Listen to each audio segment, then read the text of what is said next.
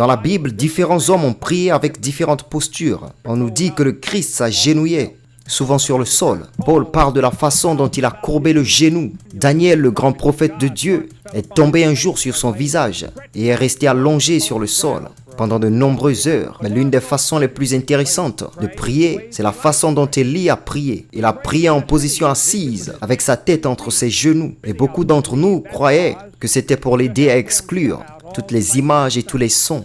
Vous savez, nous sommes sensibles aux choses qui nous entourent. C'est facile d'être dérangé et déconcerté lorsque nous prions.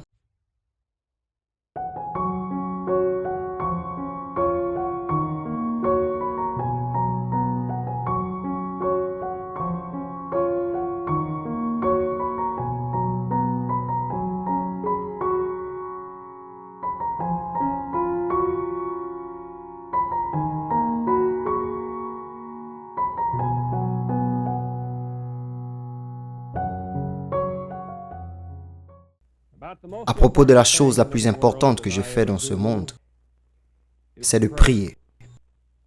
J'ai commencé mon ministère dans la prière et j'ai continué au fil des années, connaissant la valeur de la prière pour mon ministère, la valeur de la prière pour les personnes pour lesquelles je prie.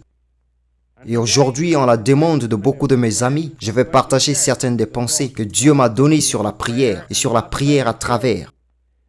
C'est une expression que nous utilisons dans notre ministère, c'est-à-dire de prier à travers tout doute, toute incrédulité et porter un état d'assurance, un état de savoir que d'une manière ou d'une autre, Dieu répondra à notre prière. Nous allons parler de la posture de la prière, l'attitude mentale de la prière, la détermination dans la prière, et atteindre un état de savoir où nous avons un oui ou un non comme réponse. Je sais que j'ai fait des déclarations concrètes. Je trace une ligne nette ici aujourd'hui. Et certaines personnes qui n'ont pas passé beaucoup de temps dans la prière peuvent se demander exactement ce que je veux dire. Et si nous pouvons parvenir à une réponse dans la prière pour que nous puissions définir si clairement ces objectifs. Maintenant, écoutez cette écriture que je lis aujourd'hui dans mon Nouveau Testament, du livre de Jacques, chapitre 5, verset 16.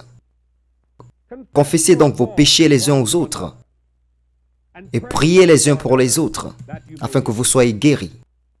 La prière fervente du juste a une grande efficacité. Que Dieu bénisse la lecture et l'audition de sa sainte parole. 1947, j'ai eu une expérience de prière très désespérée et pourtant glorieuse. J'avais atteint un point dans ma vie où je savais que Dieu s'occupait de mon âme. Mais je devais me lancer dans ce ministère de délivrance. Naturellement, je ne savais pas comment le faire. Je ne suis qu'un être humain et je savais que je devrais avoir des instructions de Dieu, une direction implicite vraiment claire de Dieu. Et je me souviens qu'il y a eu une occasion où je suis entré dans le bureau. J'ai verrouillé la porte derrière moi et je suis littéralement tombé, le visage couché sur le sol. Là, j'ai passé beaucoup de temps dans la prière jusqu'à ce que je sache. Je ressentais en moi un état de connaissance et l'assurance que Dieu me guiderait. Dieu me donnerait ce ministère, que je pourrais imposer les mains aux malades pour la guérison de leur corps et que Dieu m'oindrait pour prêcher l'évangile de son Fils Jésus-Christ avec ces merveilleux signes qui suivent. Oui, j'étudie toujours la prière en cherchant des moyens de mieux prier parce que je sais à quel point la prière est merveilleuse. Comment la prière a été exaucée de temps en temps dans ma vie et j'ai vu les œuvres glorieuses de Dieu. Et je pense que l'une des choses les plus importantes dans la prière, en particulier pour prier à travers, en particulier pour prier pour atteindre un état de connaissance, c'est de trouver la posture la mieux adaptée à vos prières. Dans la Bible, différents hommes ont prié avec différentes postures. On nous dit que le Christ s'agenouillait, souvent sur le sol. Paul parle de la façon dont il a courbé le genou. Daniel, le grand prophète de Dieu, est tombé un jour sur son visage et est resté allongé sur le sol pendant de nombreuses heures. Mais l'une des façons les plus intéressantes de prier, c'est la façon dont Élie a prié. Il a prié en position assise, avec sa tête entre ses genoux. Et beaucoup d'entre nous croyaient que c'était pour l'aider à exclure toutes les images et tous les sons. Vous savez, nous sommes sensibles aux choses qui nous entourent. C'est facile d'être dérangé et déconcerté lorsque nous prions. En cette ère de bruit et les différentes choses qui se passent tout autour de nous, et les images et les sons, il n'est pas toujours facile de se concentrer. Et nous savons que c'est l'une des choses les plus importantes à faire dans la prière, et c'est d'y penser maintenant. Alors Élie a mis sa tête entre ses genoux. Je suppose que c'était pour qu'il ne puisse plus entendre ces choses extérieures ou les voir passer devant ses yeux, afin qu'il puisse écouter et voir, afin de pouvoir se concentrer sur le Seigneur. C'est Dieu qui est à la fin de nos prières. C'est son nom que nous invoquons. C'est sa puissance que nous recherchons. Et lorsque nous prions, nous faisons comme le Christ a dit, d'entrer dans nos chambres et de fermer la porte. Cela n'est peut-être pas censé littéralement, mais cela signifie mentalement et spirituellement que nous devons exclure nos oreilles, nos yeux et notre esprit des choses qui détourneraient notre attention. L'important dans la prière aussi, c'est d'avoir l'attitude mentale qui est correcte pour répudier mentalement nos faiblesses, nos torts, et commencer la prière par la confession, par une prière pour le pardon. Notre attitude mentale devrait être telle que lorsque nous appelons Dieu, nous confessons nos torts ou les choses que nous savons qu'elles contribuent à notre faiblesse spirituelle. La Bible dit « Confessez vos fautes les uns aux autres. Priez avec confession. Priez avec humilité. » Je vous ai peut-être raconté l'histoire du médecin et de l'avocat qui se sont convertis au Christ. Le médecin s'est converti en quelques minutes. Mais il a fallu plusieurs heures de prière d'angoisse pour que l'avocat naisse de nouveau. Alors quand tout était fini, l'avocat a dit au médecin, « Eh bien doc, pourquoi est-ce que tu t'es converti si facilement et rapidement alors que cela m'a pris beaucoup de temps ?»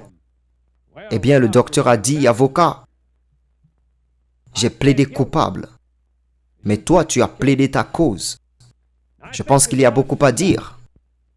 Dieu cherche ceux qui ont un esprit humble et un esprit contrit. Nous devons nous abaisser humblement devant Dieu. Parfois nous nous agenouillons ou nous tombons. Mais je pense que c'est plus important que cela. Je pense que mentalement et spirituellement, nous devons nous soumettre à Dieu. Nous devons nous soumettre à Dieu et être humbles. Un homme a dit que je suis humble et fier de l'être. Eh bien, nous savons qu'il ne l'était pas. L'humilité est quelque chose que vous n'admettez pas vous-même. Vous n'allez pas ci et là et dites à quel point vous êtes humble. Mais c'est une douceur, une soumission à Dieu, une volonté de suivre les voies de Dieu et de confesser les choses de notre vie qui nous font du tort.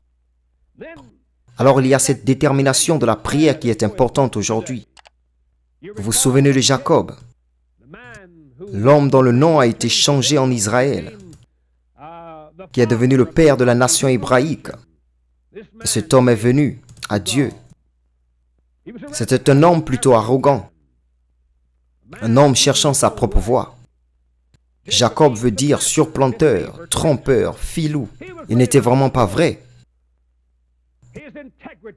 Son intégrité était très petite. Cet homme avait besoin d'un changement. Il a affronté Dieu dans la prière, comme vous et moi le faisons aujourd'hui. Et là, cette nuit-là, pendant qu'il priait, un ange est venu à lui. Jacob a tendu la main et saisi l'ange. C'est à ce moment-là que Jacob a commencé à réaliser combien il était important pour sa vie que sa nature soit changée. C'est l'une des choses les plus importantes dans la prière, qui est une compréhension que nous ne sommes pas ce que nous devrions être, que nous avons besoin de l'aide de Dieu, puis une détermination à croire et à tenir bon dans la prière, jusqu'à ce que Dieu tende la main et nous change. Donc Jacob a saisi l'ange avec une poigne blanche et mortelle. Alors que le matin approchait, et l'ange a dit, « Jacob, laisse-moi partir. » Jacob a pleuré, « Je ne te lâcherai pas jusqu'à ce que tu me bénisses. Je veux être béni. » Et il a tenu bon. Sais-tu que l'ange a dû toucher sa hanche et le jeter avant que Jacob ne le lâche? Et par la suite, Jacob boitait. C'était une preuve que Dieu l'avait touché. Et son nom a été changé de Jacob le surplanteur en Israël, ce qui signifie prince, un homme qui a lutté avec Dieu. Arrive un moment où nous devons faire cela. Nous ne pouvons pas abandonner. Vous vous souvenez quand Paul, le grand apôtre, avait une épine dans la chair? Il a prié Dieu 3 fois pour qu'on la lui retire. Et Dieu a dit non. Mais ma grâce te suffit. Paul, je te donnerai une grande force et un grand pouvoir. Et il a fait. La réponse que Dieu lui avait donnée était non. Mais la réponse non est souvent meilleure pour nous que la réponse oui. Vous voyez, quand Dieu répond oui, c'est une réponse. Quand Dieu répond non, c'est une réponse. Et ce que vous devriez avoir en tête, et que je devrais avoir en tête, c'est la réponse. La réponse, car Dieu veut que nous l'ayons. Plusieurs fois, Dieu m'a réprimandé pour que j'arrête d'exiger quelque chose que je n'aurais pas dû avoir. Quand Dieu me donnait l'impression que sa réponse était non, je criais à nouveau, mais ce n'était pas bien, parce que j'étais si heureux plus tard que Dieu ait fait comme il l'a fait, parce que son non est meilleur que mon oui. Et son non est aussi une réponse, tout comme son oui, parce qu'il sait ce qu'il y a de mieux pour nous. Mais le véritable objectif de la prière, c'est de se rapprocher de Dieu et de faire en sorte que Dieu se rapproche de nous. Et de voir les œuvres de Dieu en notre faveur, de jour en jour. Alors je dis, priez, et priez, et priez, en priant jusqu'à ce que vous ayez l'assurance